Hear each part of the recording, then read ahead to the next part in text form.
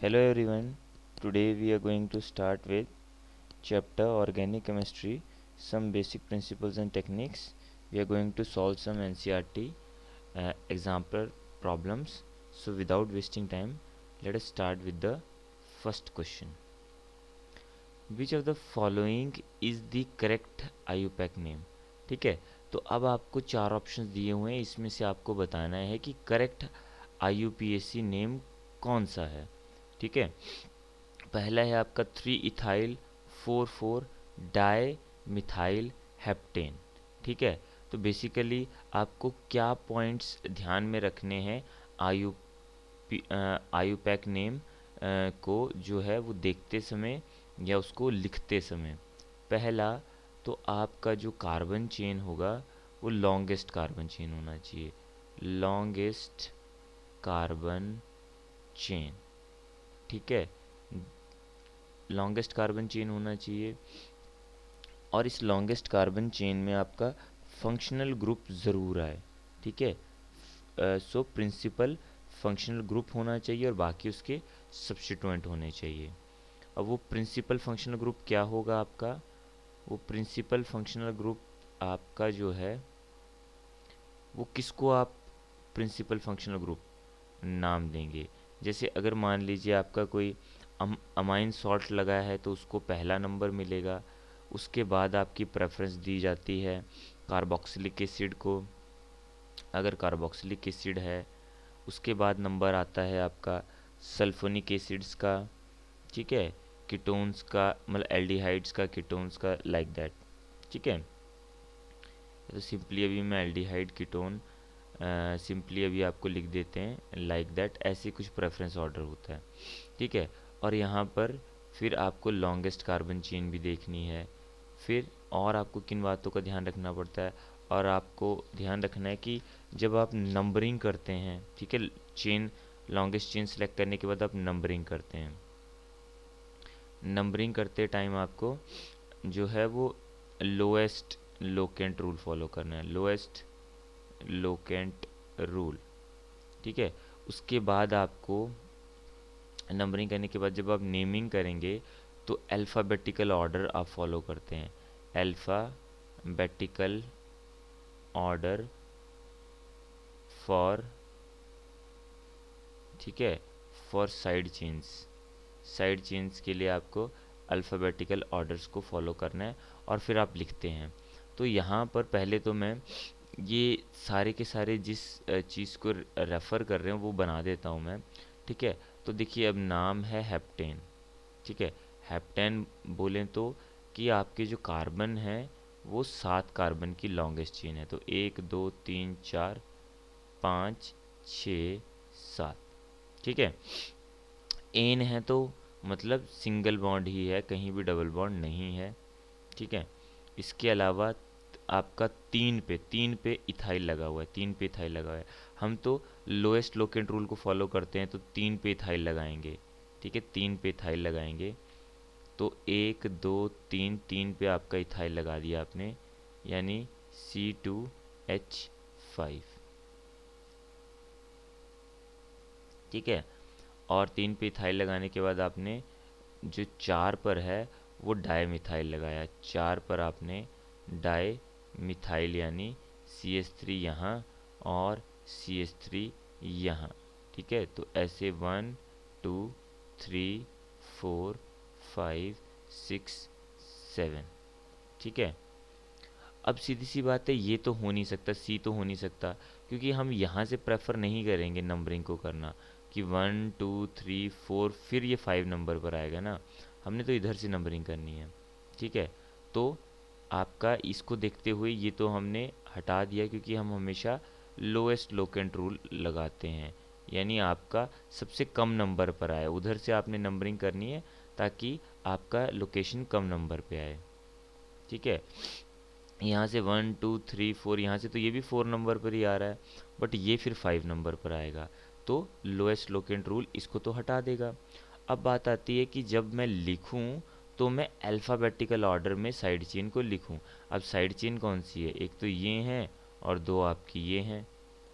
तो side chain में ये तो हो गया इथाइल और ये हो गया मिथाइल। ध्यान रखिएगा साइड चेन में जब आप ये डाई वर्ड लगाते ना, तो side chain do not include, alphabetical order for side chain do not include prefix, do not include the prefix. कौन से प्रीफिक्स इंक्लूड नहीं होते? जैसे डाया, ट्राया, ठीक है, ये सब प्रीफिक्स हम यूज़ नहीं करते हैं। तो मतलब डाय में डी नहीं देखना आपने, आपने मतलब आपने जो है डाया का डी नहीं देखना, आपने तो इसका एम एम ही देखना है। तो एम पहले आता है कि ई पहले आता है? ठीक है, तो आपको पता है ई पहले आता है, तो उसके अकॉर्डिंग आपका ये भी नहीं हो सकता क्योंकि इसमें तो एम वाला पहले लिखा हुआ है। ठीक है, तो अब ये भी कैंसिल हो गया, ये भी कैंसिल हो गया। उसके बाद आता है कि जब आयुपैक नेम हम लिखते हैं तो जैसे दो चीज़ें आ जाएं, तो उसके लिए हम डाई प्रेफर करते हैं लिखना। ठीक है, बिस नहीं हम यूज़ करते, बिस हम यूज़ नहीं करते। ठीक है, हम क्या यूज़ करते हैं? हम जो है वो डाई यूज़ करते हैं। ठीक है, और बेसिकली अब यहाँ पर जो है बिस तो लिखा हुआ है, बट ये फिर पहले लिख दिया है, तो यानी ये अल्फ़ाबेटिकल ऑर्डर को भी फॉलो नहीं करता है। ठीक है, तो आपका करेक्ट ऑप्शन बन गया ये, और उसका स्ट्रक्चर आपको बनाकर दिखा दिया। इसमें फिर आप हाइड्रोजन को कंप्लीट कर लें यहाँ पे। ठीक है, पूरे हाइड्रोजन को आप जो बचे हैं उनको कंप्लीट करके, तो आपका इस तरह का कुछ स्ट्रक्चर मिल जाएगा और ऑप्शन ए आपका राइट आंसर होगा। सो comes the next question, the IUPAC name for. अब देखिए, अब आपको एक तरह का जो है कंपाउंड दे दिया गया है, आपको इसका आयुपैक नेम लिखना है। तो इसके लिए आपके स्टेप्स तो वही रहेंगे। पहला स्टेप क्या था? पहला स्टेप था आपका कि सबसे पहले आपको प्रिंसिपल फंक्शनल ग्रुप ढूंढना है, प्रिंसिपल फंक्शनल ग्रुप। ठीक है, तो प्रिंसिपल फंक्शनल ग्रुप, अब ग्रुप देखा जाए तो दो हैं यहाँ पे।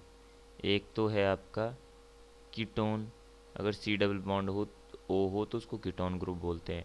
और दूसरा है सी ओ ओ एच, जो कि है कार्बोक्सिलिक एसिड, कार्बोक्सिलिक एसिड। तो आपको पता ही है कि अभी मैंने आपको जब प्रिंसिपल फंक्शनल ग्रुप्स में मैंने आपको बताया था, तो मैंने बताया था कि कार्बोक्सिलिक एसिड को हम प्रेफरेंस देते हैं ओवर कीटोन। तो आपको पता लग गया कि ये तो हमारा क्या होगा, ये हमारा जो है फंक्शनल ग्रुप है। कौन सा?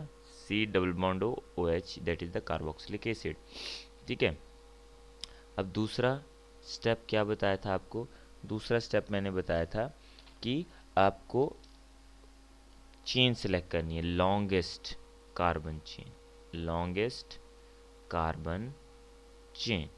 अब लॉन्गेस्ट कार्बन चेन को लेते समय आपने एक कार्बन, अभी तो सीधी चेन है तो ऑफ कोर्स एक दो तीन चार पाँच, पाँच ही 5 कार्बन की हो गई हमारी लॉन्गेस्ट कार्बन चेन। ठीक है, इसके अलावा तो और कोई कार्बन है नहीं यहाँ पे कि मैं उस तरफ से सिलेक्ट करूँ। अब बात आ गई आपकी तीसरे पॉइंट पे, यानी लोएस्ट लोकेंट रूल।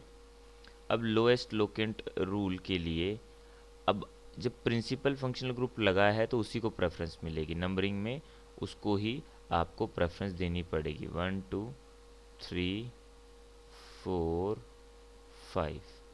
ठीक है, तो 1 2 3 4 5 कर दिया। अब लोएस्ट लोकेंट रूल के बाद आपको लिखते समय क्या करना है? अब यहाँ पर ऐसा तो है नहीं कि एक से ज़्यादा साइड चेन है तो मैं अल्फ़ाबेटिकल ऑर्डर को फॉलो करूँ। ठीक है, अगर एक से ज़्यादा साइड चेन होती हैं तो अल्फ़ाबेटिकल ऑर्डर आपको फॉलो करना होता है, वो भी आपको पता ही है साइड चेन के लिए। ठीक है, तो यहाँ पर तो ये तो काफ़ी सिंपल हो गया। फिर अब हमें क्या बोलना है कि 4 पे क्या लगा हुआ है? तो 4 पे लगा है आपका कीटोन। अब कीटोन ग्रुप के लिए हम क्या यूज़ करें? कीटोन ग्रुप के लिए तो हमेशा आपको देखना है कि कौन सी जो फंक्शनल ग्रुप है वो जो आपका मेन है, तो उसके लिए क्या यूज़ करते हैं, और जो एज अ मतलब साइड चेन टाइप में लगा हुआ है, ठीक है, that is not the important one, तो उसके लिए क्या यूज़ करते हैं? देखिए, अगर कार्बोक्सिलिक एसिड जो है वो प्रिंसिपल फंक्शनल ग्रुप होता है, प्रिंसिपल फंक्शनल ग्रुप, ठीक है, तो हम इसमें क्या यूज़ कर लेते हैं, ओइक एसिड यूज़ कर लेते हैं, ओइक एसिड, ठीक है। और अगर कीटोन लगा हो as a principal functional group, तो इसमें हम, आपको तो पता ही है, ओन यूज़ करते हैं, ठीक है। बट यहाँ पर तो एज ए ये साइड चेन सब्स्टिट्यूएंट लगा हुआ है, मतलब एज अ सब्स्टिट्यूएंट आप बोल सकते हो, साइड चेन तो नहीं बोलेंगे बट एज अ सब्स्टिट्यूएंट ये लगा हुआ है। तो यहाँ पर कीटोन के लिए हम वर्ड ऑक्सो यूज़ करते हैं, ठीक है, क्योंकि यहाँ पर ये प्रिंसिपल फंक्शनल ग्रुप नहीं है। तो आपको ये ज़रूर ध्यान रखना है कि जो ग्रुप है आपका, क्या वो प्रिंसिपल फंक्शनल ग्रुप है या वो सब्स्टिट्यूएंट लगा हुआ है एज अ, ठीक है। तो यानी वर्ड कौन सा आएगा आपका, ऑक्सो, ना कि ओन, ऑक्सो आएगा आपके कीटोन के लिए। तो 4 नंबर पे क्या लगा है, 4 नंबर पे ऑक्सो लगा है, एक ही है तो ऑक्सो लगा है। उसके बाद आपको कितने कार्बन की चेन है, आप ध्यान रखिएगा कि ये अगर ग्रुप में कार्बन आ रहा है तो वो इंक्लूड होता है आपका लॉन्गेस्ट कार्बन चेन में। यानी इसका 1 2 3 4 5 ना, तो आप क्या बोल सकते हो, 4 ऑक्सो पेंटेन 1 ओइक एसिड, ठीक है। तो कौन सा ऑप्शन बना आपका, डी ऑप्शन, ठीक है। आप देखकर इसमें से नाम भी लिख सकते हैं, 4, ठीक है, 4 पे ऑक्सो हो गया। फिर आपने पेंटेन, पेंटेन किसको शो कर रहा है, ये उन 5 कार्बन्स को शो कर रहा है, ठीक है। ऑक्सो क्या बता रहा है, ऑक्सो कीटोन ग्रुप को बता रहा है। ये 4 क्या बता रहा है, ये 4 जो है वो पोजीशन बता रहा है कि आपका सब्स्टिट्यूएंट जो कि कीटोन ग्रुप है वो कहाँ लगा है, ठीक है। फिर यहाँ पर अगर कुछ नहीं लिखा होता तब तो आप 1 ही लेकर चलते हैं, बट अगर लिखा होगा तो फिर वो बताया होगा कि ये जो कार्बोक्सिलिक एसिड है इसकी जगह कहाँ है। तो कुछ भी नहीं लिखा हुआ, it means it is 1 there, so oic acid. ये यहाँ पर जो 1 होता है वो ये बताता है कि ओइक एसिड की जगह क्या है। कई बार ये 1 हम आमतौर पे लिखते भी नहीं हैं, बट अगर लिख देंगे तो बेटर है, बट अगर नहीं दिया हुआ है तो इट मीन्स लोकेशन उसकी फर्स्ट कार्बन पर ही है। सो आपका करेक्ट ऑप्शन है D. So now comes the next question, the IUPAC name for this compound is, देखिए, तो अब एक तरह का एरोमेटिक ये बेंजीन रिंग लगी हुई है आपके बीच में, ठीक है। अब इसके लिए क्या करना है आपको, इसके लिए आपको जो है इसका आयुपैक नेम लिखना है, ठीक है। तो ये क्या चीज़ लगी हुई है, ये है आपकी बेंजीन रिंग, ठीक है। तो अब बेंजीन लगा हुआ है, तो यहाँ पर सीधी सी बात है कि आपको जो स्टेप्स फॉलो करने हैं उसमें पहला तो वही है कि प्रिंसिपल फंक्शनल ग्रुप ढूंढिए, प्रिंसिपल फंक्शनल ग्रुप ढूंढिए। तो अब 2 ग्रुप लगे हैं यहाँ पे, NO2Cl, ठीक है। कभी भी हम जो आपका एल्काइल ग्रुप होता है ना, एल्काइल ग्रुप को हम फंक्शनल ग्रुप नहीं मानते, it is not a functional group. इसको फंक्शनल ग्रुप नहीं माने क्योंकि ये कार्बन ही तो है, और एक कार्बन ही लगा हुआ है तो इसको हम फंक्शनल ग्रुप क्यों माने, ठीक है। तो फंक्शनल ग्रुप क्या होगा कि एक तो आपका NO2 है, ठीक है, और दूसरा Cl है। तो NO2 को प्रेफरेंस देते हैं हम हमेशा, Cl को तो कभी भी प्रेफरेंस नहीं हम देते, ठीक है। NO2 को यहाँ पे हम प्रेफरेंस देंगे ओवर Cl, तो आपका ये प्रिंसिपल फंक्शनल ग्रुप हो जाएगा, ठीक है। तो उसके बाद जो है हमने आपका मेन आपका कार्बन चेन, जो आपका कार्बन चेन है, अब ऑफ कोर्स यहाँ पर तो बेंजीन लगा हुआ है, ठीक है, तो वो बेंजीन है, ठीक है। और बेंजीन में जब हम नंबरिंग करेंगे तो वो नंबरिंग किस तरह से हम करते हैं, नंबरिंग करने के लिए देखिए हम यहाँ से स्टार्ट करते हैं बिल्कुल ऊपर से, कि इसको 1 दे दिया, इसको 2 दे दिया, इसको 3, इसको 4, ठीक है। अब देने के 2 रास्ते बनते हैं, या तो आप इधर से दे दीजिए या तो आप इधर से दे दीजिए, ठीक है। 4, फिर ये 5 नंबर पे आएगा, 6 पे आएगा, ठीक है। इसे 6 कार्बन का बेंजीन हो गया। बट आपको पता है कि नंबरिंग देते टाइम आपको क्या करना है, लोएस्ट लोकेंट रूल फॉलो करना है। लोएस्ट लोकेंट का मतलब क्या होता है कि अगर इधर से आप नंबरिंग देंगे तो किस किस नंबर पे आएगा ये, देखिए, क्लोरीन 1 पे आ रहा है, NO2 2 पे आ रहा है, और आपका एल्काइल ग्रुप जो है या मिथाइल ग्रुप जो है वो 4 पे आ रहा है। तो ऐसे नंबरिंग में 1 2 4 आएगा। अगर आप उल्टा नंबरिंग करते हैं तो उल्टे में ये 1 होगा, ये 2 होगा, ये 3, ये 4, ये अपनी जगह पर आए हैं, ठीक है। बट ये जो है ये छठे पे आ जाएगा, यानी 1 4 6, ठीक है। तो अगर आप इनको ऐड करें तो कितना बनता है, 4 2 6 1 7, इसमें 7 बना, इसमें 6 4 10 1 11, ठीक है। तो लोएस्ट लोकेंट रूल कौन सा हुआ, जिसमें ये नंबर जो है वो कम आएगा, so that is the lowest locant rule, ठीक है। अब ये चीज़ करने के बाद आपको बस नेमिंग करनी है। नेमिंग करने के लिए आपको जो कार्बन चेन, मेन हमारी कार्बन चेन है वो 6 एटम की है, और वो आपका मतलब रिंग है इस फॉर्म में ना, तो इसको तो हम बेंजीन बोलते हैं, तो यहाँ पे बेंजीन ही यूज़ करेंगे। अब NO2 के लिए हम वर्ड नाइट्रो का यूज़ करते हैं, ठीक है, किसका, नाइट्रो का। और Cl के लिए हम वर्ड यूज़ करते हैं क्लोरो का, ठीक है, Cl के लिए क्लोरो का। ये तो आपने पढ़ा ही होगा, क्लोरो वाला वर्ड, ये तो आपका 10th क्लास में भी है आयुपैक नेमिंग में। तो अब यहाँ पर हम स्टार्ट करते हैं आपका, तो अब N और C में से, ठीक है, आपका N है, C है, और 4 पे मिथाइल ग्रुप भी है, ठीक है, CH3 के लिए तो हम मिथाइल यूज़ कर लेते हैं। अब इन सभी में हम देखेंगे कि अल्फ़ाबेटिकल ऑर्डर, ठीक है, लास्ट में अल्फ़ाबेटिकल ऑर्डर होगा,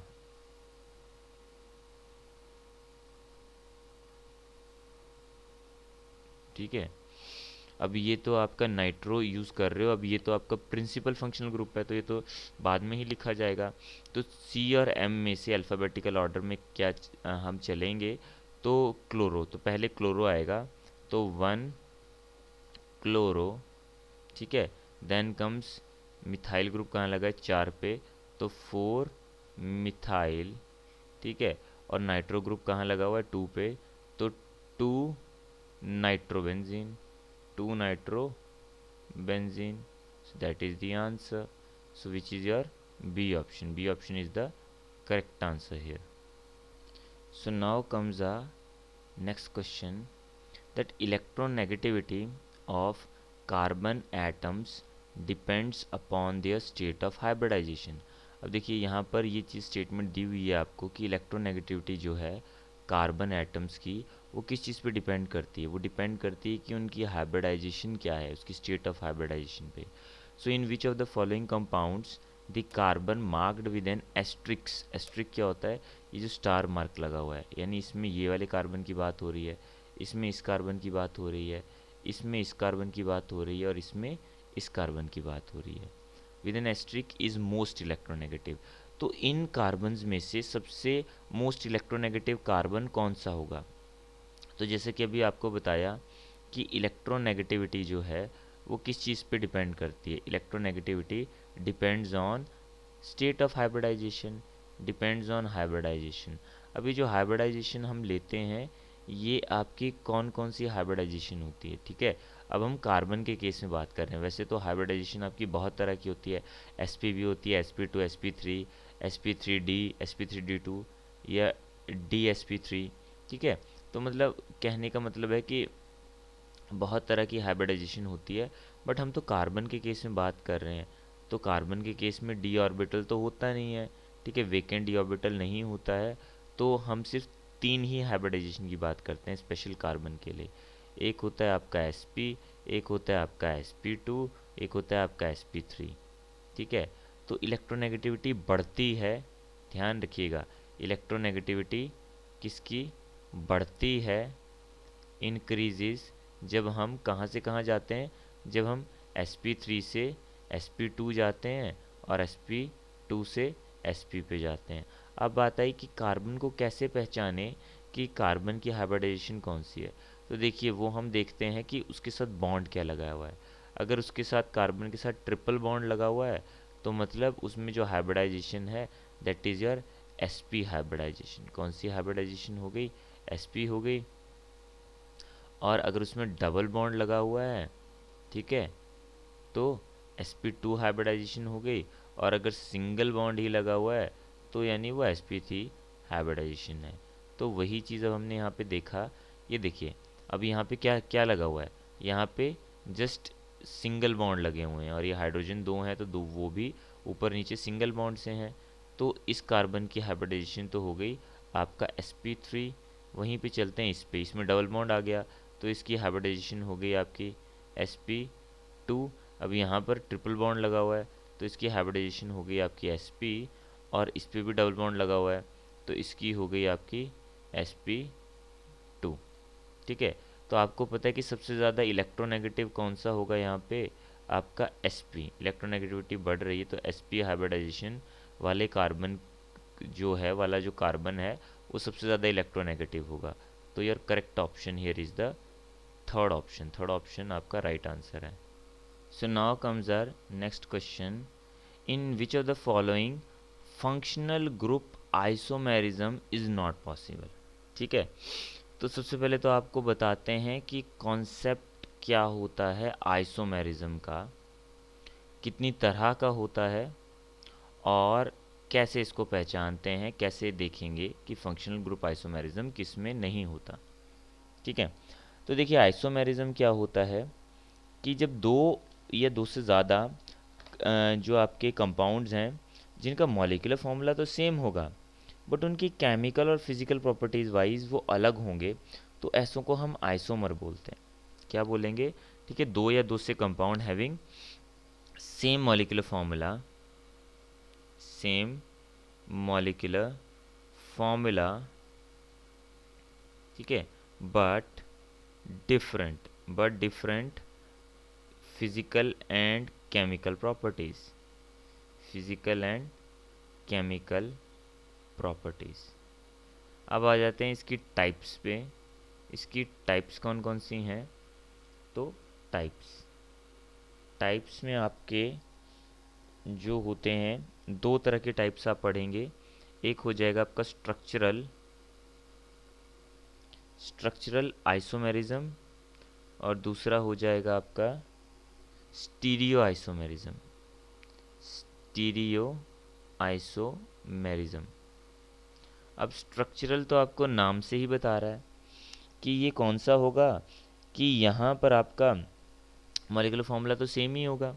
ठीक है, फ़र्क कहाँ आएगा, फ़र्क आएगा स्ट्रक्चर में, इनके स्ट्रक्चर अलग अलग होगा, डिफरेंट स्ट्रक्चर्स। अब अगर आप स्ट्रक्चर को डिफरेंट कर रहे हो तो ये फर्दर आपका 6 टाइप का होता है। कितनी टाइप का हो जाता है, 6 टाइप का। 6 टाइप कौन कौन सी होती है, पहला आ गया चेन और न्यूक्लियर आइसोमेरिज्म। यानी स्ट्रक्चर में कहाँ पर अलग, अगर स्ट्रक्चर में आपका जो कार्बन चेन है उसकी अरेंजमेंट अलग हो जाए। अब चेन में किस तरह से अलग होगा, ठीक है, एक एक करके बताते हैं आपको।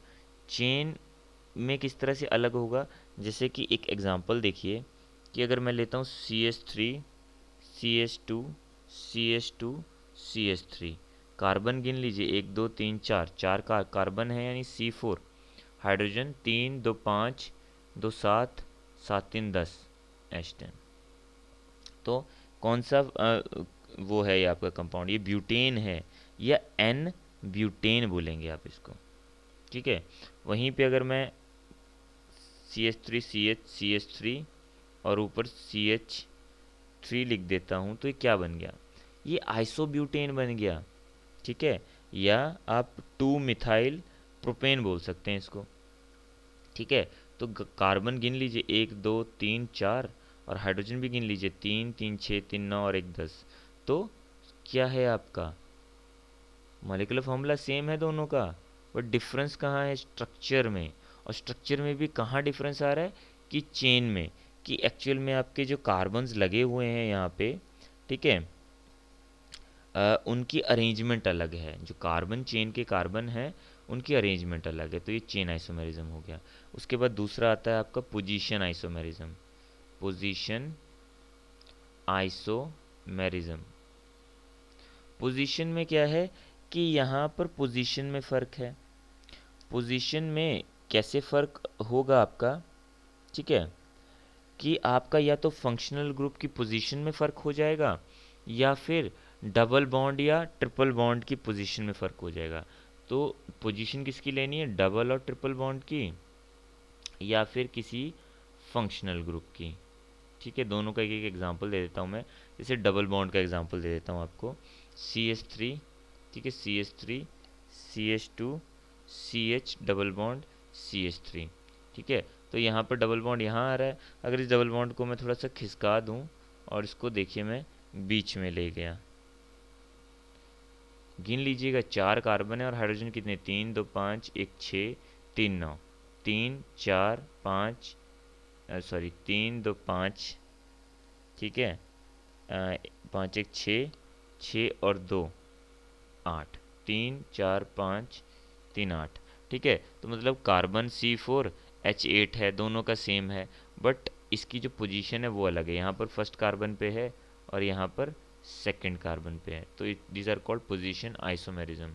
अगर इसका दूसरा एग्जांपल दे दूँ मैं, यानी जहाँ पे फंक्शनल ग्रुप की पोजीशन अलग होगी, तो वो किस तरह से होगी, जैसे मान लीजिए मैंने आपको एक एग्जांपल देता हूँ कि आपका हेलोजन लगा हुआ है, ठीक है। हेलोजन कौन से होते हैं, जो फ्लोरीन क्लोरीन ब्रोमीन आयोडीन, ये हेलोजन्स होते हैं, ठीक है। तो ये जब एज अ फंक्शनल ग्रुप लगते हैं तो उनको हम क्या बोलते हैं, उनको हम हेलो एल्केन्स बोल देते हैं, ठीक है। यानी जैसे क्लोरीन लगा होगा तो क्लोरो बोलते हैं, ठीक है। थोड़ी देर पहले, इससे पहले भी आपका पीछे भी आया था ये, वहाँ भी हमने इसको नेमिंग में क्लोरो बोला था, CH3 CH Cl, ठीक है, CH3। तो कहने का मतलब क्या है कि यहाँ देखिए क्लोरीन कहाँ लगा हुआ है, यहाँ पर फर्स्ट कार्बन पे लगा हुआ है और यहाँ पे क्लोरीन जो है वो सेकंड कार्बन पे लगा हुआ है। तो ये डिफरेंस हो गया पोजीशन में, तो दे शो पोजीशन आइसोमेरिज्म। कौन, आपके एल्काइल हैलाइड्स, इनको हम एल्काइल हैलाइड बोलते हैं। तो एल्काइल हैलाइड एक तरह का पोजीशन आइसोमेरिज्म शो करते हैं, वो फंक्शनल ग्रुप आइसोमेरिज्म नहीं शो करते, ठीक है। सो किस में पॉसिबल नहीं है functional group isomerism, alkyl halide में पॉसिबल नहीं है, alkyl halide. So C option is the answer. But मैं आपको भी फंक्शनल ग्रुप आइसोमेरिज्म भी बता देता हूँ, ठीक है। तो नेक्स्ट आपका फंक्शनल ग्रुप आइसोमेरिज्म ही आता है। अब इसको समझेंगे कि ये क्या होता है फंक्शनल ग्रुप आइसोमेरिज्म। अब फंक्शनल ग्रुप आइसोमेरिज्म क्या है, तो इसमें अब बात आती है कि ये क्या होता है और ये बाकी सभी शो करते हैं, ठीक है, सिर्फ यही नहीं हमारा शो करता। तो वो देखेंगे वो कैसे, सबका एक एग्जांपल उठा लेंगे और आपको बताएंगे कि किस तरह से होता है ये, ठीक है। तो फंक्शनल ग्रुप आइसोमेरिज्म का मतलब है कि अब आपके फंक्शनल ग्रुप अलग लग गए, ठीक है। मॉलिक्यूलर फॉर्मूला तो सेम हो गया, सेम मॉलिक्यूलर फॉर्मूला, ठीक है, बट डिफरेंस कहाँ होगा, बट डिफरेंट जो हैं फंक्शनल ग्रुप की, फंक्शनल ग्रुप ही अलग हो गए। कैसे, जैसे एग्जाम्पल लेके चलते हैं, एग्जाम्पल से समझें। एल्कोहल्स का एग्जाम्पल लेते हैं। अब एल्कोहल किसके साथ बनाते हैं, तो एल्कोहल्स जो है वो फंक्शनल ग्रुप आइसोमेरिज्म करते हैं आपका ईथर के साथ। समझेंगे ईथर क्या होता है, अल्कोहल क्या होता है। अब अल्कोहल जैसे कि CH3 CH2OH, अगर ये OH ग्रुप लगा होता है ना आपका, तो इसको अल्कोहल हम बोलते हैं। और ईथर कब बोलते हैं, ईथर में लगा होता है आपका बीच में O लगा होता है सिर्फ, सो CH3, ठीक है, O और CH3, ठीक है। तो CH3 CH2OH और यहाँ पर है CH3O CH3। तो इसको तो आप बोलेंगे इथानॉल, इसको हम इथानॉल बोलते हैं, ठीक है। और ये जो है आपका, it is called your methoxy methane या डाईमिथाइल ईथर बोल देते हैं, और इसको इथाइल अल्कोहल। तो कहने का मतलब क्या है कि आप मॉलिक्यूलर फॉर्मूला देख सकते हैं, देखिए एक कार्बन दो कार्बन, दो कार्बन और कार्बन कितने हो गए, दो हो गए, हाइड्रोजन 3 2 5 और एक 6, हाइड्रोजन 6 हो गए और साथ में एक ऑक्सीजन है। क्या यहाँ पर भी सेम है, तो यहाँ पर भी एक दो, दो कार्बन, ठीक है, और दो कार्बन है और हाइड्रोजन कितने, 3 3 6, हाइड्रोजन 6 है और साथ में ऑक्सीजन लगा हुआ है, साथ में क्या लगा हुआ है आपका, ऑक्सीजन, ठीक है। तो मतलब सेम ही है आपका फॉर्मूला जो है, सेम ही है यहाँ पे मॉलिक्यूलर फार्मूला, बट आपका फंक्शनल ग्रुप ही अलग हो गया, ठीक है। तो वैसे ही अब आपको मैं एग्जांपल देता हूँ कि एल्डिहाइड्स का कि एल्डिहाइड किसके साथ बनाएंगे, और आपका एल्काइल हैलाइड्स का तो मैंने पहले ही बता दिया आपको कि एल्काइल हैलाइड्स जो हैं वो पोजीशन आइसोमेरिज्म शो करते हैं, फंक्शनल आइसोमेरिज्म वो शो नहीं करते हैं, ठीक है। तो एल्डिहाइड्स जो बनाएंगे आपका, वो बनाते हैं आपका कीटोन के साथ, एल्डिहाइड एंड कीटोन्स ये आपस में बनाते हैं। कैसे, तो इसका एक एग्जांपल देते हैं आपको, ठीक है। एल्डिहाइड का फंक्शनल ग्रुप तो पता होता है आपको, CHO होता है, और कीटोन में C डबल बॉन्ड O ऐसे। CHO का मतलब है कि C डबल बॉन्ड O और साथ में OH ऐसे, ठीक है। तो एग्जांपल है आपका CH3, ठीक है, C double bond O CH3, और यहाँ पर इसका एग्जांपल है CH3 CH2 C double bond O H, ठीक है। अब देख लीजिए ये तो आपका कीटोन ग्रुप है, ठीक है, और यहाँ पर ये देखिए CHO लगा हुआ है, ये आपका एल्डिहाइड ग्रुप है।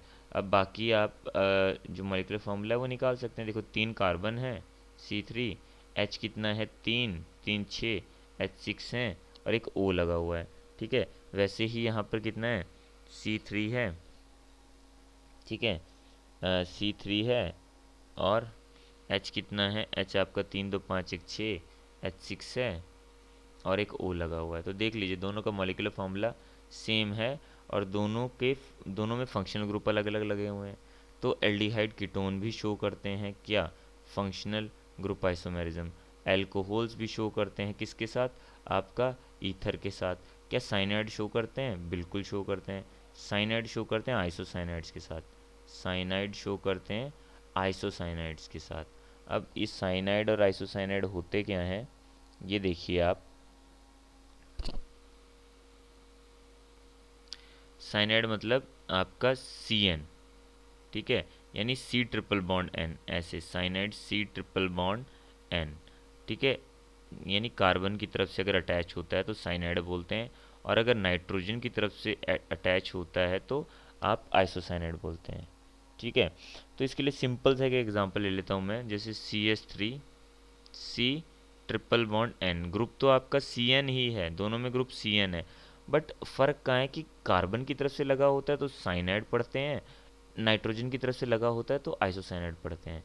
जैसे यहाँ पर एग्जांपल CH3 N C, अभी जो एरो लगा होता है ये आपको पता होना चाहिए, ये होता है कोऑर्डिनेट बॉन्ड के लिए, कोऑर्डिनेट बॉन्ड के लिए, ठीक है। बाकी जो हम सिंपल लाइन लगाते हैं ये आपका कोवेलेंट बॉन्ड के लिए होते हैं, ठीक है।